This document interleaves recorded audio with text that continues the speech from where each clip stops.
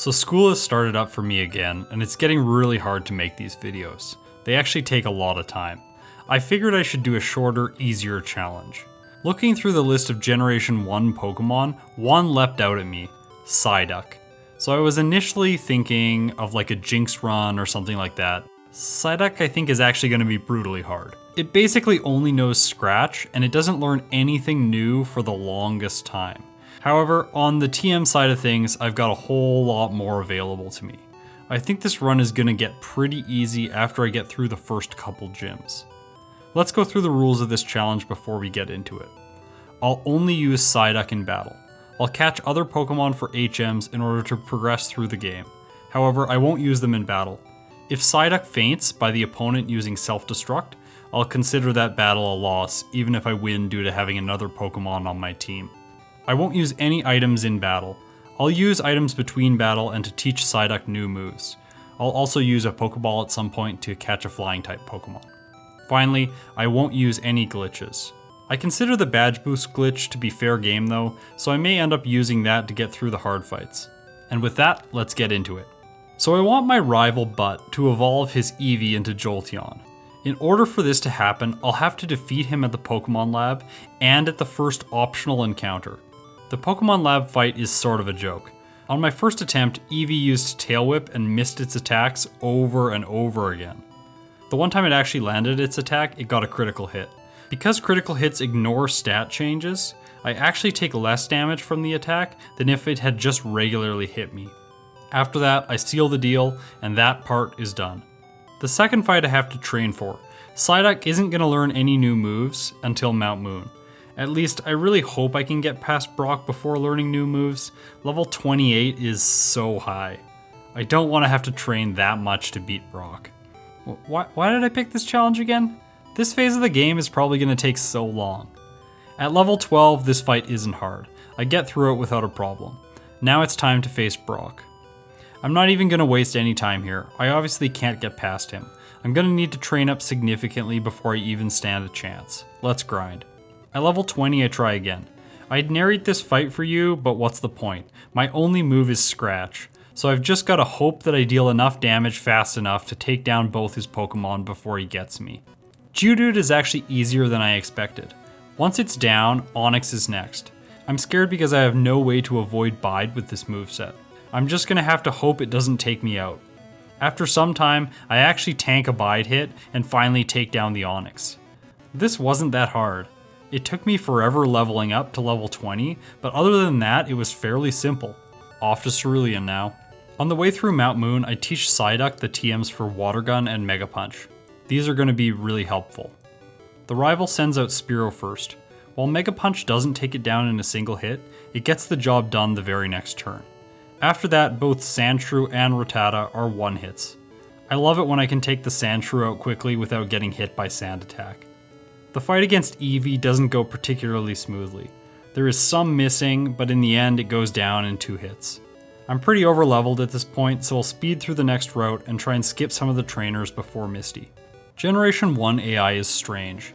I'm fairly sure that Misty has good AI, which means that she'll always prioritize super effective moves. However, since I'm water type, she'll usually use normally effective moves and avoid not very effective moves. For this reason, she basically just spams Tackle and gives little Psyduck all the time he needs to take her down. This fight was really not a headache. The rival on the SSN is easy, but I'm terrified for the next 2 gym leaders. Surge and Erika are going to be very challenging. Raichu's Thunderbolt will be devastating if it actually lands a hit. Mega Kick and Mega Punch will also be serious threats. Let's see how it'll go. The first fight isn't inspiring. However, since Surge has X Speed, Growl, and both Mega Punch and Mega Kick tend to miss a lot, there's still a chance that I can get through this. On my second fight, luck aligns and I take it down. This sort of lucky strategy really only works against Surge. Erika won't be that easy.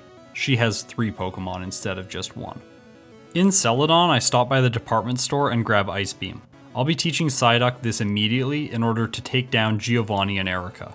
I think with this move on my side, I may stand a chance. Giovanni is very easy. Persian takes multiple hits to take down, but I finally managed to do it.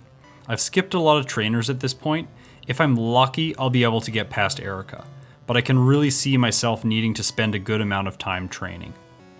Tangela comes out first and immediately things are not going well. Ice Beam doesn't do more than half damage. Tangela hits me with Mega Drain and heals up out of KO range. I get it down to red health, and then it hits a Vine Whip taking me into low red health. Weepinbell is next, and I'm not sure I'll be able to outspeed it. I do, and I get Ice Beam off right away. It does half damage, and I get insanely lucky with a freeze. I can't use this to set up at all, so I take it out right away on the next turn. Gloom lands a Sleep Powder, and then a Petal Dance, and that's it for me. I can't believe things went the way they did in the very next fight. Tangela is easier this time since it doesn't use Mega Drain. After that, Weepinbell gets frozen again. Hype! That's some really great luck for me. Finally, Gloom comes out and I land a clutch critical hit and take it down in a single attack. So much for what I thought would be the hardest gym leader in this challenge. That was easy. I run through the Safari Zone and then head over to Silph Co. Probably not the most efficient sequence of events. I'm not really sure what to do next, since I'm very underleveled. The rival's highest level is 40, so maybe I can take him down with Surf and Ice Beam? Let's see. Sandslash leads, and since I have super effective moves, I'm not too scared. However, I get the worst possible first turn. My attack doesn't take it down, leaving it on a sliver of red health. Then it uses Poison Sting, which poisons me. That's gonna hurt later. Ninetales uses a useless roar, and then I take it down in a single hit. Cloyster, however, is really brutal. Since I can't do damage to it quickly, the poison starts to really wear me down. To make matters worse, it constantly uses Supersonic due to my typing. After hitting myself in confusion several times and taking poison damage, I go down. The next fight goes much better. Sandslash lands a brutal slash, but after that things improve dramatically. Ninetales uses the same useless roar strategy, then Cloyster somehow misses Supersonic 5 times in a row and I take it down. I can't believe that it missed 5 times in a row. Kadabra does good damage with Psybeam, but I make it past it. Jolteon is last. Unfortunately, I'm just not in a place where I can take it down right now. I'm gonna go level up 4 times or so and then come back. I think I can get through this fight without over-leveling too much. Coming back at level 44, things are much more encouraging. Sandslash now goes down in a single hit. Ninetales is a 2-hit, but it only uses Quick Attack and Roar, so there isn't an issue there. Cloyster is still tanky and annoying, but I can make it through it without too many woes. Kadabra is still a 1-hit, but it generally does do good damage to us. Jolteon, however, is where this starts to look bad. I don't have the capabilities to deal good damage to it. The next fight, I teach Psyduck Dig, which it actually can learn. After steamrolling through the rest of the rival's Pokemon, I go up against Jolteon again.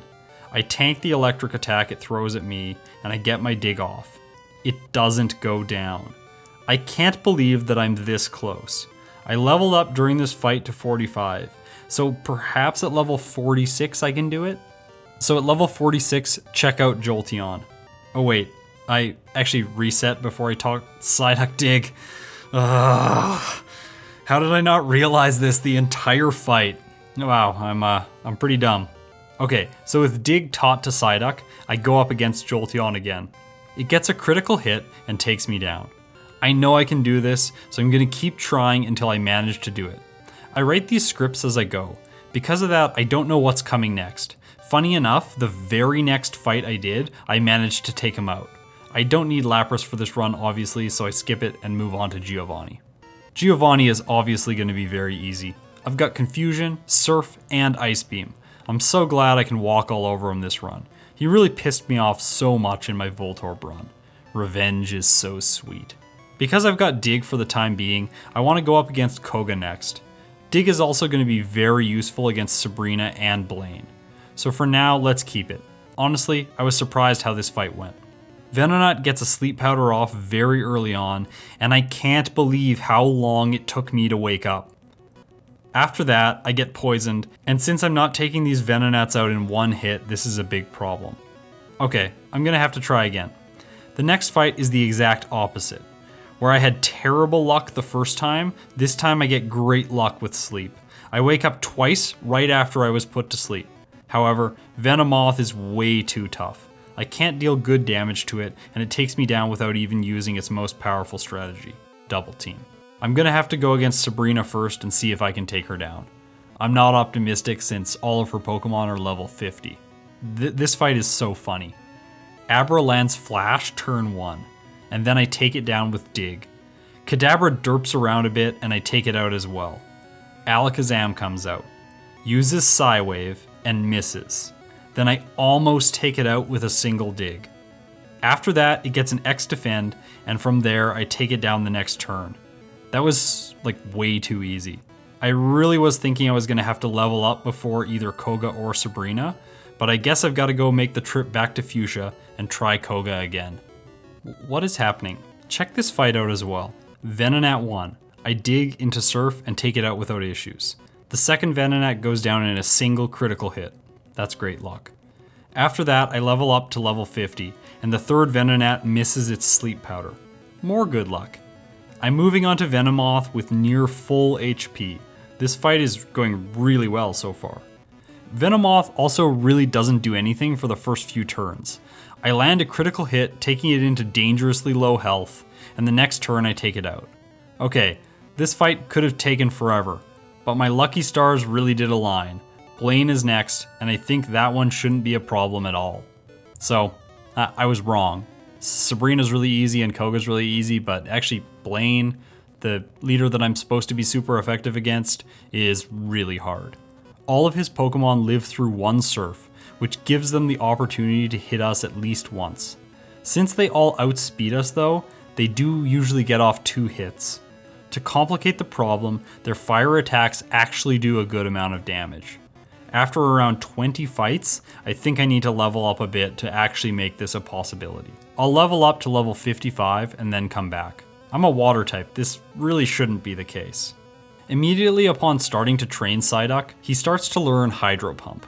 I usually hate this move, but in this particular case, it might actually solve my problems. I quickly did a mental rundown of all the trainers remaining to see if I'd need Confusion in the future. I decide that I probably won't, so I replace it with Hydro Pump. Let's see if I can take him out with this new updated moveset. It took me a few fights to get the Hydro Pump luck I needed. Ninetales was still a 2-hit, then Rapidash was a single hit. The Arcanine sometimes gave me issues. Its takedown does a lot of damage. Alright, I've spent enough time talking about what should have been the easiest gym leader in the game. Let's finish off Giovanni and move on to the final fights of the game. So, I'm cursed. I cannot for the life of me get past Nidoqueen. Now, I'm sure this fight and the Blaine fight would have been so much easier if I had just leveled up as much as I normally do in these runs. I guess we're at a point where I'll need to level up. I'll come back around level 60, and that should do it. I think I'll need more levels for the Elite Four anyways as well.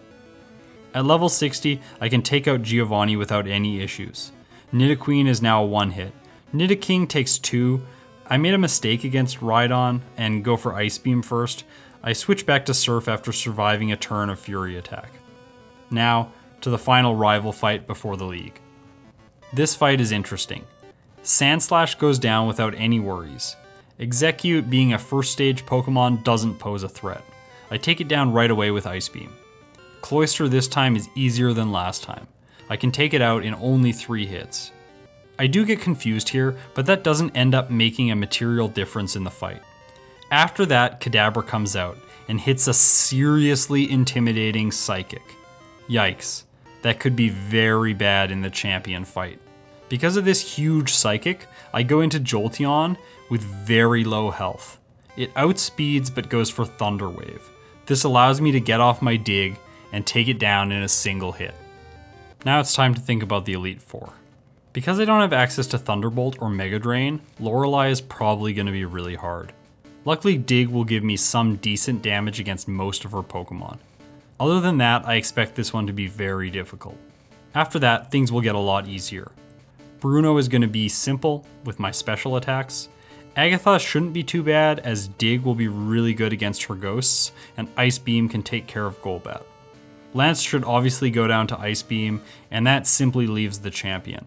I'll need some luck against him because he'll have Jolteon and it's very scary, but beyond that, I expect I can have success.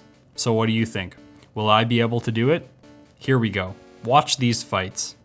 They are not going well. I am seriously struggling to deal enough damage to Lorelei's Pokemon. So I thought about this issue for a second. I don't have access to any stat boosting moves. Hydro Pump in general isn't going to be very helpful. I need to keep Dig and Ice Beam to make Lance and Agatha manageable. And I won't be able to delete Surf because it's an HM move. Really, that means there has to be a single move to improve the result of the fight. I'll teach Psyduck Rest because that'll give us more staying power in this fight. Because Rest is going to make the fight much more time intensive, I'll also use my PP ups to give myself the longest possible fight duration. I tried this strategy many times and it just isn't happening. The reason is that Dugong's use of Rest really tanks us far too well. We run low on PP very quickly and can't get through the rest of the team. I'm going to try to use my rare candies at this point and see if a level increase improves my damage enough to make this more consistent. At level 68, I'm able to finish this fight off. It still took around 20 battles to get the victory even here though.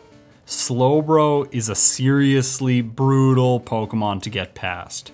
Dugong and Cloyster are annoying and slow to take out, but it's really hard to actually feint on them. However, after Slowbro gets set up with 2 Amnesias, it will take you down with a single Psychic. This ended nearly all of my battles against Lorelei. Jinx goes down in 1 or 2 hits depending on the range I got. Lapras takes 3 hits, and it can be really scary. Confuse Ray is the most devastating.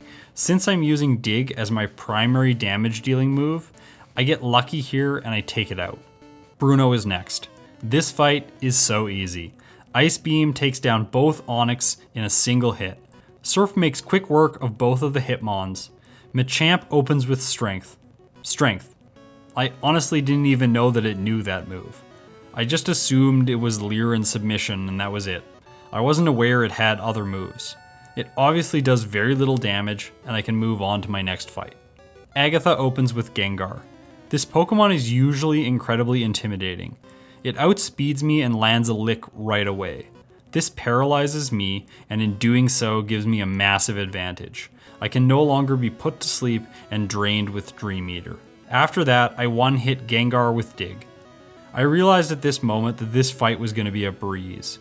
Golbat is a one-hit with Ice Beam. Haunter switches out for Arbok and lets me take it down in a single hit. The Haunter comes back out next anyways and just goes down in 1 hit. The final Gengar obviously outspeeds me and hits a massive Psychic. I really need Dig to one-hit it. It does, and I've defeated what is usually the hardest part of the Elite Four. Lance is so weak to ice moves. I'm convinced I can get this one done if I really make it past Gyarados. Gyarados starts to set up with Leer, which could get really bad. On its second turn, it goes for Hyper Beam but misses. Whew, disaster averted. That could have been really bad, especially after the Leer. I finally take it down and I've managed to do so with full health. I just hope I don't take a big physical hit sometime in the near future. Both Dragonair are 1-hits. I'm lucky because I'm outspeeding them. Hopefully I'll still be outspeeding the Dragonite. Aerodactyl hits for massive damage, but then goes down immediately to Ice Beam in 1 hit. The moment of truth. Can I take the Dragonite down? Will I outspeed it? I do, and I secure victory, moving on to the champion. But the greatest trainer of them all. Sandslash is first, and this won't be hard. But Alakazam after it is going to be a serious threat. Luckily, its AI is very random. It tends to just alternate between all 4 of its moves. Psybeam, Psychic, Kinesis, and Recover. Sometimes it even uses Recover on the first turn it's out. Other times it uses Psychic and critical hits me into Oblivion right away. This part of the fight feels fairly random, but since Sandslash is so easy it isn't too painful. The real pain and battle ender is next. Executor really likes to open up with Leech Seed. I can't believe I'm saying this. Leech Seed is awful. At first I didn't realize why it was so devastating. Cloyster is next, and Spike Cannon actually deals good damage and can wear us down. We can't rest up reliably, and to make matters worse, it's gaining back health using Executor's Leech Seed. I played this fight many times, and each time it went for Leech Seed, I couldn't win. So I just had to play through over and over again until it just didn't use Leech Seed during this fight, or I got a freeze, like I did in this case. After that, Cloyster isn't very hard. It just takes some time and good planning to get out of this fight with green health. Ninetales isn't as easy as I thought it would be, but it goes down without much work. Now, this is truly incredible. Check this out. Jolteon is last. It opens with Thunder and misses. Because I'm coming out of the Ninetales fight confused, I have to get really lucky in order to land a dig, but I hit myself. I guess this is all over. However, Jolteon misses its second Thunder, and I get a second chance at rolling the dice. This time I get Underground and I land my hit. It's a one hit, and with that my level 71 Psyduck is the league champion. Up next will be a viewer request. I'll be playing through Pokemon Yellow with only a Geodude. I actually think this challenge will be easier than I expect it to be. After that, I'm not sure what I'm going to do. I'm toying around with the idea of a Farfetch'd run. Let me know what you think I should do. Like, subscribe, ring the bell, and put your thoughts in the comments section below. If you really like my content, consider sharing it with your friends to help the channel grow. Thanks so much for watching, and I'll see you in the next challenge.